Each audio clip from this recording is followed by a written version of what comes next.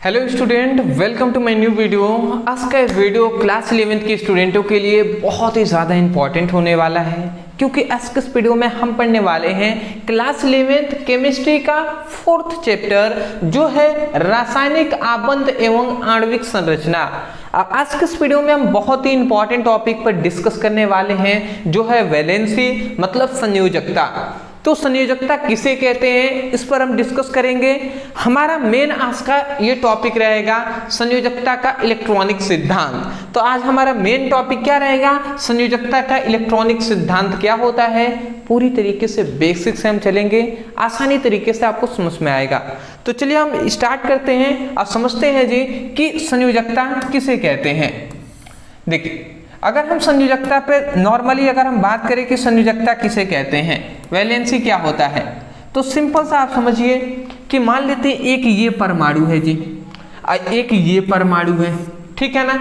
और जब ये दोनों परमाणु आपस में जुड़ते हैं तो ये कोई ना कोई क्षमता होगी, इनकी कैपेसिटी होगी जिसके द्वारा ये आपस में जुड़ रहे हैं। तो उस क्षमता को, जिस क्षमता द्वारा ये दो परमाणु या दो से अधिक परमाणु आपस में जुड़ते हैं, उस क्षमता को ही हम संयोजकता कहते हैं। बात आपको समझ में आ गया ना। जब दो परमाणु आपस में जिस क्षमता के द्वारा आपस में जुड़ते हैं, उस क्षमता को ही हम संयोजकता कहते हैं उसका, ठीक है ना। तो वही हमने परिभाषा यहाँ पे लिख दिया है कि किसी तत्वों को दूसरे तत्वों के साथ जुड़ने की जो क्षमता होती है उसे हम संयोजकता कहते हैं। मान लेते हैं सिंपल सा अगर समझे, ये क्लोरीन है, अब मान लेते हैं यहाँ पे एक और क्लोरीन है, सॉरी ये और एक और क्लोरीन है, ये आपस में जुड़कर Cl2 बना दिए। तो जो इनकी जो क्षमता, जिस क्षमता के द्वारा ये आपस में जुड़े हैं, उस क्षमता को ही हम वैलेंसी कहते हैं, ठीक है। किसका, क्लोरीन का वैलेंसी या संयोजकता कहेंगे।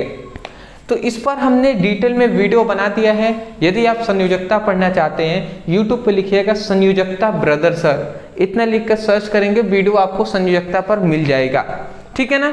तो इस पर हमने बेसिक थोड़ा सा इंट्रोडक्शन दे दिया कि संयोजकता मतलब कोई भी तत्व है तो कोई तत्व दूसरे तत्वों के साथ आपस में जुड़ने की जो क्षमता होती है उसे हम संयोजकता कहते हैं, ठीक है जी। आगे बढ़ते हैं। अब हमारा मेन मोटिव यहाँ पे है, जो है संयोजकता का इलेक्ट्रॉनिक सिद्धांत, और ये हमारे लिए बहुत ज़्यादा इम्पॉर्टेंट भी है, तो इसको ध्यान से हम समझेंगे जी। चलिए, सबसे पहली बात आता है संयोजकता का इलेक्ट्रॉनिक सिद्धांत किसने दिया। तो देने वाले वैज्ञानिक कौन थे, कौशल थे, ठीक है ना। कौन कौन से, कौशल थे, लुईस थे, अर्लिंग म्यूर थे। तो ये तीन वैज्ञानिकों ने मिलकर संयोजकता का इलेक्ट्रॉनिक सिद्धांत दिया है। पहला कंसेप्ट क्लियर, फिर से आता है। इस सिद्धांत के अनुसार हमें क्या क्या बातें बताई गई वो हमें लिखना होगा। तो पहली बात यहाँ पे ध्यान से आप समझेंगे, समझ जाएंगे आप। कह रहा है कि किसी तत्वों की संयोजकता उसकी बाहरी कक्षा में उपस्थित इलेक्ट्रॉनों की संख्या पर निर्भर करती है। इसलिए बाहरी कोश को संयोजी कोश कहते हैं, ठीक है, तथा इसके बाहरी इलेक्ट्रॉनों को संयोजी इलेक्ट्रॉन या संयोजकता इलेक्ट्रॉन कहते हैं।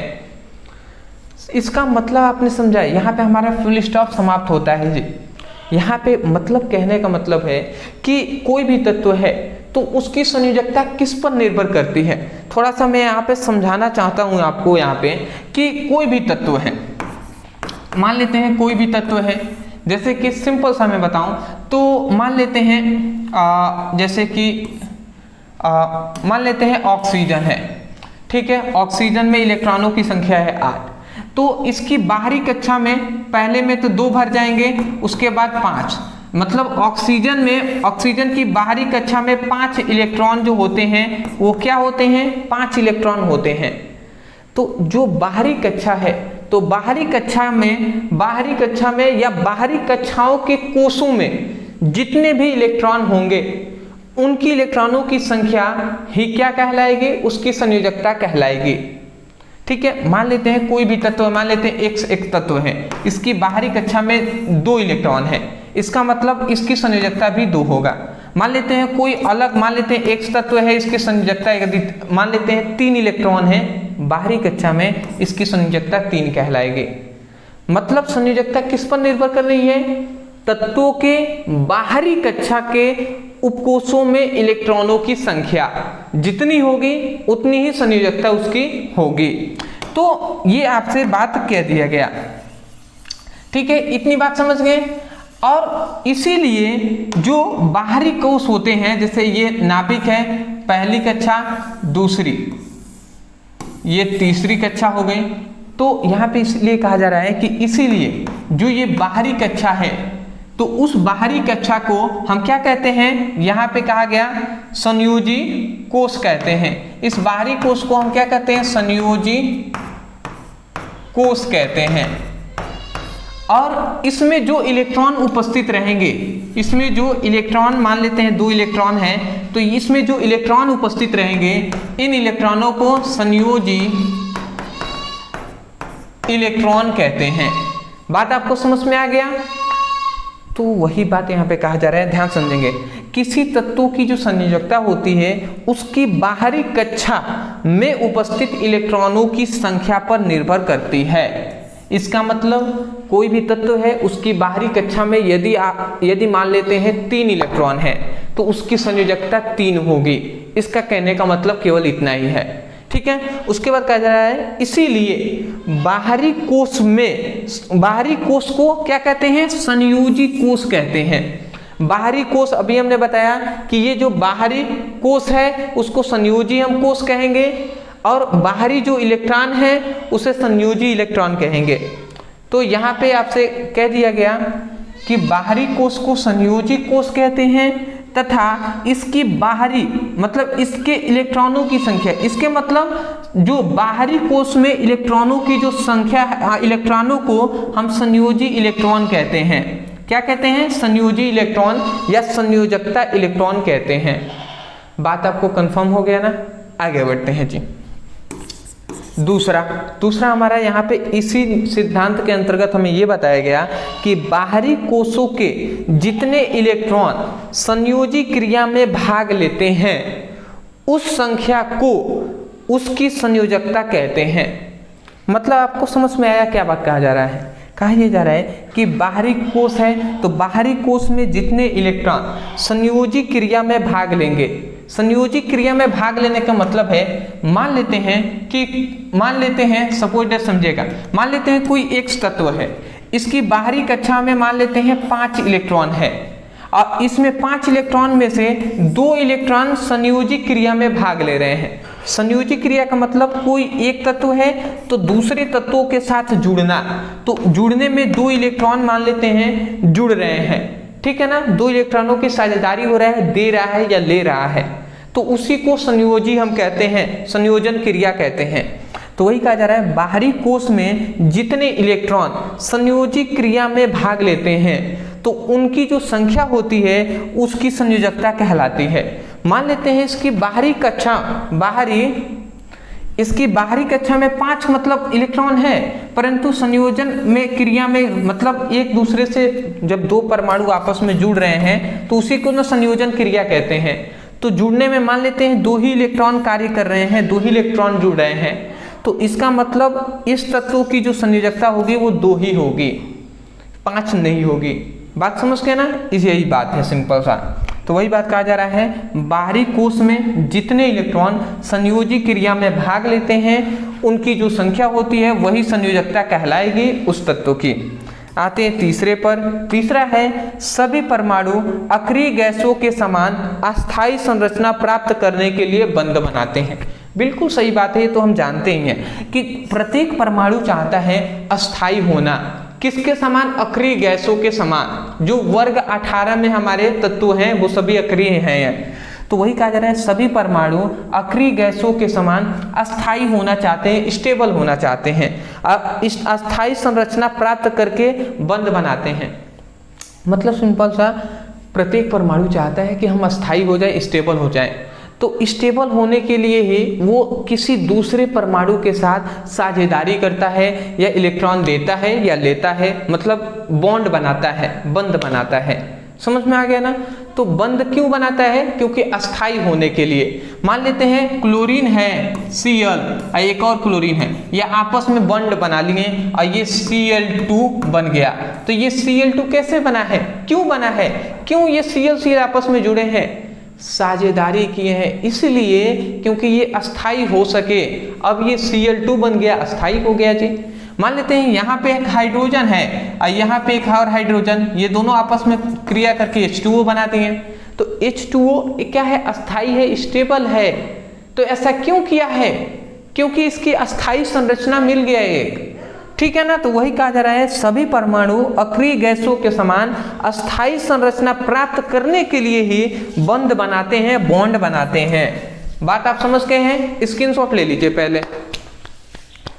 चलिए देखिए, एक चीज और आपको नीचे मैंने यहाँ पर लिखा हुआ है, थोड़ा सा आप समझिएगा। सेम टू सेम वही इलेक्ट्रॉनिक सिद्धांत ही है। यहाँ तक हमने तीसरे तक देख लिया था कि सभी परमाणु अक्रिय गैसों के समान अस्थायी संरचना प्राप्त करने के लिए बंध बनाते हैं, इतना देख लिया था। उसके नीचे चौथा हमारा कह रहा है यह बंध निम्न प्रकार से बनाए जा सकते हैं। मतलब बंध तो बनता है, परमाणुओं तत्वों के बीच आपस में बंध बनता है, परंतु बहुत सारे बंध होते हैं, बॉन्ड होते हैं। तो देखिए कैसे। तो सबसे पहला, इलेक्ट्रॉनों का आदान प्रदान। यदि दो तत्वों के बीच इलेक्ट्रॉनों का आदान प्रदान होगा तो वहां पर विद्युत संयोजक बंध बनेगा, जिसे हम आयनिक बंध कहते हैं। यह आपको याद करना होगा, ठीक है ना? अगला कह रहा है इलेक्ट्रॉनों के साझेदारी द्वारा। मतलब ना कोई तत्व इलेक्ट्रॉन लेगा, मान ली दो तत्व हैं आपस में इलेक्ट्रॉनों की साझेदारी कर रहे हैं। साझेदारी का मतलब दोनों तत्वों में से कोई तत्व आपस में एक इलेक्ट्रॉन दे रहा है या ले रहा है, ऐसा नहीं है। आपस में दोनों इलेक्ट्रॉन आपस में ऐसे रख दिया गया। जैसे मैं कैसे आपको समझा दूं, जैसे सपोज दैट मान लेते हैं क्लोरीन है, सिंपल सा समझिए। मान लेते हैं एक इसका, ऐसे ही मैं आपको बता दे रहा हूं। मान लेते हैं इसके पास एक ही इलेक्ट्रॉन है और एक और क्लोरीन है, इसके पास भी एक ही है। मान लेते हैं सपोज ऐसा मान लेते हैं कि दो इलेक्ट्रॉन इसके पास होते तो ये अस्थाई होता। तो अस्थाई होने के लिए ये क्या कर लेगा, इस क्लोरीन के साथ एक इलेक्ट्रॉन ले लेगा। इसके पास तो दो हो गए, इसके पास 0 अभी है ना। तो ये साझेदारी का मतलब ये होता है कि ये भी इससे 2 इलेक्ट्रॉन ले लिया। अब ये दोनों आपस में जुड़े हुए हैं तो दोनों अपना अपना पूरा कर ले रहे हैं। इसका मतलब ये हुआ सिंपल से, मैं अपना इलेक्ट्रॉन यहाँ पे रख दिया, आप अपना इलेक्ट्रॉन रख दीजिए, जिसकी जरूरत पड़ेगी उसको हम ले लेंगे। हमेशा हम आपस में जुड़े रहेंगे, जब भी जरूरत पड़ेगी आप अपना काम कर लीजिए, हम अपना काम कर लेंगे। या समझिए सिंपल वे में, तो छोटे छोटे मान लेते हैं, छोटे छोटे मान लेते हैं चोर हैं। तो जब छोटे छोटे चोर बहुत ज़्यादा मिल जाते हैं तो उससे क्या होता है, मजबूती होता है। तो वैसे ही मजबूत बनने के लिए, अस्थायी होने के लिए ये आपस में रिएक्शन कराते हैं। तो वही साझेदारी का मतलब है। तो यहाँ पे कह रहा है कि इलेक्ट्रॉनों के आदान प्रदान से विद्युत संयोजक बंध बनता है और इलेक्ट्रॉनों की साझेदारी से संयोजक मतलब सहसंयोजक बंध बनता है। और तीसरा यहाँ पे कह रहा है कि साझेदारी का इलेक्ट्रॉन युग्म केवल एक परमाणु द्वारा दिया जाए तो वहां पे उप सहसंयोजक बंध बनता है। मतलब साझेदारी में केवल एक परमाणु द्वारा ही इलेक्ट्रॉन दिया जाता है, तो वहां पे जो बंध बनेगा वो उप सहसंयोजक बंध होगा।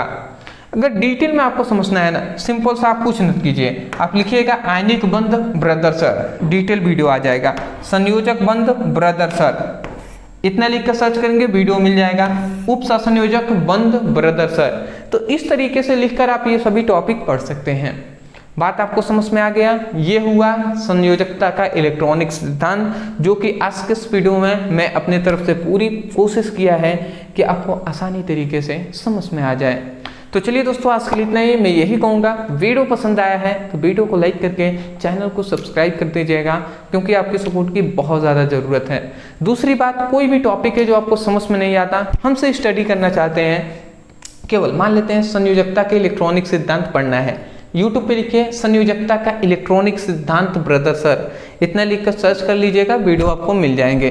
डिस्क्रिप्शन बॉक्स में हमने फिजिक्स और केमिस्ट्री दोनों का लिंक दिया है, आप चाहें तो उस पर क्लिक करके अपनी स्टडी कर सकते हैं। तो तो चलिए दोस्तों, आज के लिए इतना ही। मिलते एक नए टॉपिक के साथ एक नए वीडियो में। तब तक के लिए thank you so much for watching this video. Thank you.